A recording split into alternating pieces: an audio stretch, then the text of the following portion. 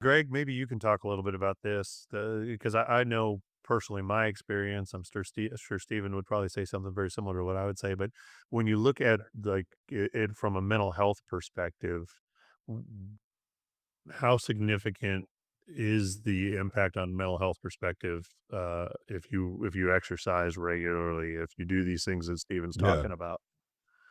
Yeah, it's huge.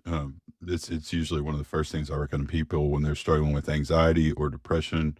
Um, you know, there's just a chemical effect, first of all, but in your, in your chemistry, when you exercise, especially when it's like more rigorous, kind of more difficult exercise, you get a big endorphin spike. So you get this big endorphin spike on the front end when you're exercising.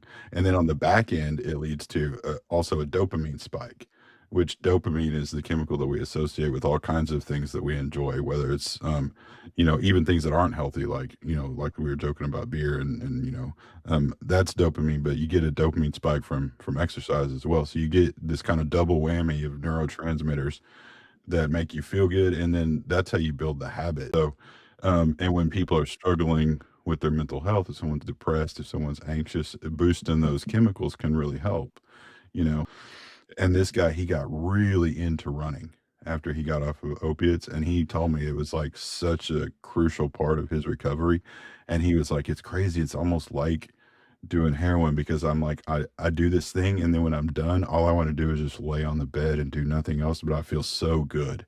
And he's like, and that's what it was like when I was doing heroin. It feels so good. It's a completely different way of getting there, obviously. Don't take this as blanket advice for everyone, but for some people, a good exercise routine can be just as effective as like an antidepressant medication, you know. So it's really a really good tool for mental health. There's actually research that shows your brain Mhm. grows, and you start to fire in synapses in areas of the brain uh, that don't get accessed otherwise.